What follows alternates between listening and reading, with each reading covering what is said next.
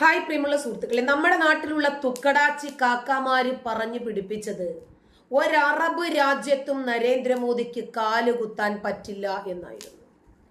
Saudi അറേബ്യയിൽ എങ്ങാനും നരേന്ദ്രമോദി കാലുകുത്തിക്കഴിഞ്ഞാൽ ഉടനെ അയ്യോ മുഹമ്മദ് ബിൻ സൽമാൻ തലയെടുത്ത് താലത്തിൽ വെച്ച് ഘോഷയാത്ര നടത്തുമെന്ന് പറഞ്ഞ് കൊട്ടിഘോഷിച്ചവരുടെ അവസ്ഥ എന്തായി? എത്ര തവണ സൗദിയിൽ പോയി, എത്ര തവണ UAE പോയി, ഖത്തറിൽ പോയില്ലേ?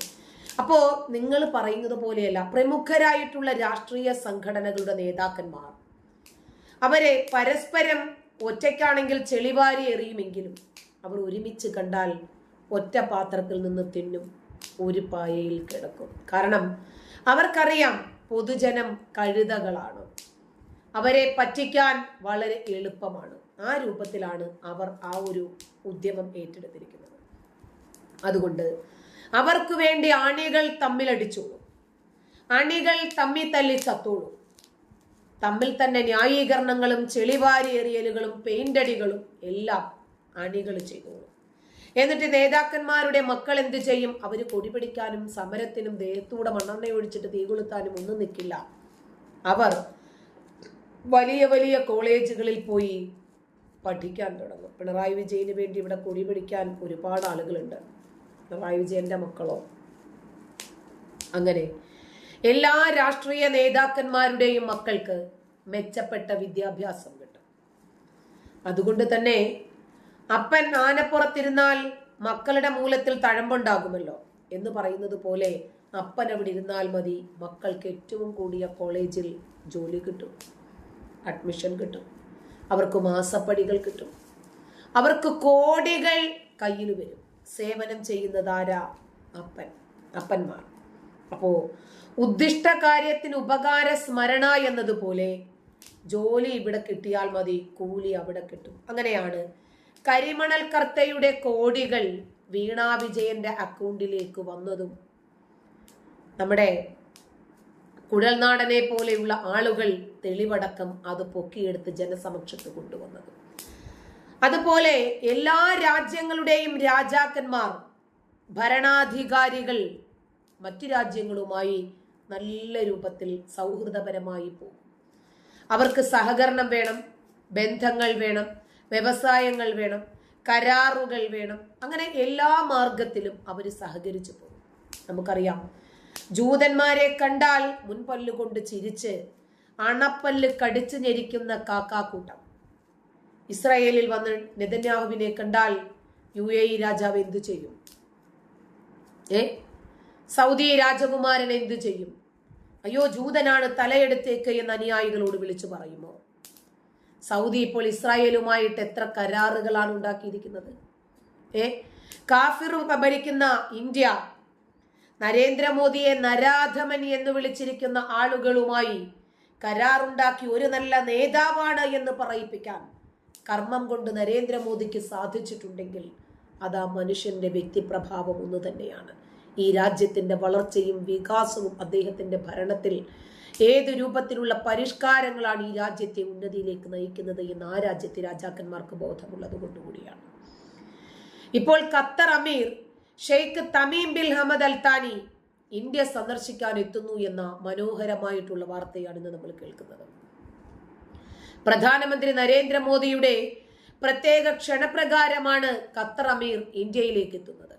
എല്ലാ രാജ്യങ്ങളുമായും സൗഹൃദ ബന്ധവും വാണിജ്യ ബന്ധങ്ങളും വ്യവസായപരമായിട്ടുള്ള കരാറുകളും ഉണ്ടാകണം എന്ന രൂപത്തിലാണ് നരേന്ദ്രമോദിയുടെ എല്ലാ ഭരണമാറ്റങ്ങളും.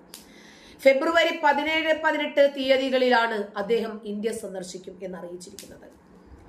ഇന്ത്യയും ഖത്തറും തമ്മിലുള്ള ഉഭയകക്ഷി ബന്ധങ്ങൾ ശക്തിപ്പെടുത്തുന്നതിൽ അമീറിന്റെ സന്ദർശനം നിർണായകമായ പങ്ക് വഹിക്കും എന്നാണ് ഇപ്പോൾ നിരീക്ഷകർ കരുതുന്നത്. ഊർജ മേഖല ഉൾപ്പെടെയുള്ള നിരവധി മേഖലകളിൽ രണ്ട് രാജ്യങ്ങളും വലിയ രൂപത്തിലുള്ള പങ്കാളികളാണ്. മാസങ്ങൾക്ക് മുമ്പ് ഇന്ത്യൻ നാവികരെ വധശിക്ഷയ്ക്ക് വിധിച്ച കോടതി വിധി റദ്ദാക്കിയ ഭരണാധികാരി കൂടിയാണ് അമീർ Sheikh Tamim bin Hamad Al താനി. ഖത്തർ അമീറിന്റെ രണ്ടാമത്തെ ഇന്ത്യ സന്ദർശനമാണിത്. നേരത്തെ 2015 മാർച്ചിൽ ആയിരുന്നു അദ്ദേഹം ഇന്ത്യ സന്ദർശിച്ചിരുന്നത്. പ്രധാനമന്ത്രി നരേന്ദ്രമോദിയുമായി മികച്ച സൗഹൃദം കാത്തുസൂക്ഷിക്കുന്ന ഭരണാധികാരി കൂടിയാണ് ഖത്തർ അമീർ. 2 ദിവസത്തെ സന്ദർശനത്തിനായി ഇന്ത്യയിലേക്ക് എത്തുന്ന അദ്ദേഹത്തിനോടൊപ്പം മന്ത്രിമാർ, മുതിർന്ന ഉദ്യോഗസ്ഥർ, ഒരു ബിസിനസ് പ്രതിനിധി സംഘം എന്നിവ ഉൾപ്പെടെയുള്ള ഉന്നതതല പ്രതിനിധി സംഘവും ഉണ്ടാകും. ഇന്ത്യ സന്ദർശന വേളയിൽ പ്രധാനമന്ത്രി നരേന്ദ്രമോദിയെയും രാഷ്ട്രപതി ദ്രൗപദി മുർമുവിനെയും ഖത്തർ അമീർ കാണും. ഫെബ്രുവരി 18 രാഷ്ട്രപതി ഭവനിൽ ഖത്തർ അമീറിന് ആചാരപരമായിട്ടുള്ള സ്വീകരണം നൽകുമെന്നാണ് അറിയിച്ചത്. രാഷ്ട്രപതി ഒരുക്കുന്ന പ്രത്യേക വിരുന്നിലും അദ്ദേഹം പങ്കാളിയാകും. സമീപ വർഷങ്ങളിൽ വ്യാപാരം, നിക്ഷേപം, ഊർജം, സാങ്കേതിക വിദ്യ എന്നീ മേഖലകളിൽ ഇന്ത്യയും ഖത്തറും തമ്മിലുള്ള ബന്ധം എക്കാലത്തേക്കാളും കൂടുതൽ ശക്തി പ്രാപിച്ചിട്ടുണ്ട്. ഇന്ത്യയിലെ ഏറ്റവും വലിയ ദ്രവീകൃത പ്രകൃതിവാതകം, അതായത് LNG വിതരണക്കാരുകൂടിയാണ് ഖത്തർ. ഇന്ത്യയുടെ ആഗോള LNG ഇറക്കുമതിയുടെ 48% ഖത്തറിൽ നിന്നാണ്. 2022-23 സാമ്പത്തിക വർഷത്തിൽ ഖത്തറുമായിട്ടുള്ള ഇന്ത്യയുടെ ഉഭയകക്ഷി വ്യാപാരം ഏകദേശം $18.77 ബില്യൺ ആയിരുന്നു. ഖത്തറിലെ ഏറ്റവും വലിയ പ്രവാസി സമൂഹവും ഇന്ത്യൻ പ്രവാസികൾ തന്നെയാണ്. ഈ മാസം ആദ്യം ഇന്ത്യൻ ഊർജവാരത്തിന്റെ ഭാഗമായി ഖത്തർ ഊർജമന്ത്രി സാദ് ഷരീദ അൽക്കാവി ഇന്ത്യ സന്ദർശിച്ചിട്ടുണ്ടായിരുന്നു.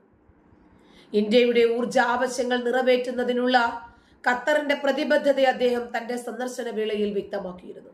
കൂടാതെ കഴിഞ്ഞ മാസം വിദേശകാര്യമന്ത്രി എസ് ജയശങ്കർ ഖത്തർ പ്രധാനമന്ത്രിയും വിദേശകാര്യമന്ത്രിയുമായ Sheikh Mohammed bin Abdulrahman bin Jassim അൽത്താനിയുമായി കൂടിക്കാഴ്ച നടത്തുകയും ഉഭയകക്ഷി സഹകരണത്തെക്കുറിച്ച് വിശദമായ ചർച്ചകൾ നടത്തുകയും ചെയ്തിരുന്നു. ഇതിന് പിന്നാലെയാണ് പ്രധാനമന്ത്രി നരേന്ദ്രമോദിയുടെ പ്രത്യേക ക്ഷണം സ്വീകരിച്ച് ഖത്തർ ഭരണാധികാരി ഇന്ത്യയിലേക്ക് എത്തുന്നത്. ഇന്ത്യയിലെ പ്രധാനമന്ത്രി കസേരകളിൽ ഇരുന്നിട്ടുള്ള മുൻ ഭരണാധികാരികളെക്കാൾ നരേന്ദ്രമോദിക്ക് ഒരുപാട് പ്രത്യേകതകളുണ്ട്. ഒരുപക്ഷെ ചിലർക്കത് അംഗീകരിക്കാൻ സാധിച്ചെന്ന് വരില്ല.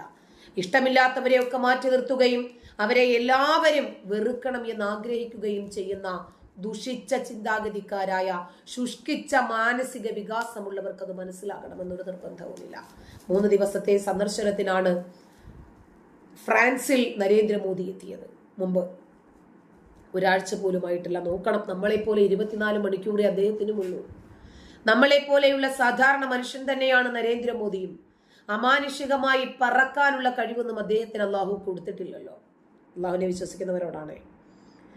ഫ്രാൻസിലെ തന്റെ 3-ാം ദിവസമായ മിനിഞ്ഞാന്ന്, 2-3 ദിവസമായെന്ന് തോന്നുന്നു, ആ ദിവസം പ്രധാനമന്ത്രി മോദി മാർസെയിലെ മസാർഗസ് യുദ്ധ സെമിത്തേരി സന്ദർശിച്ചു.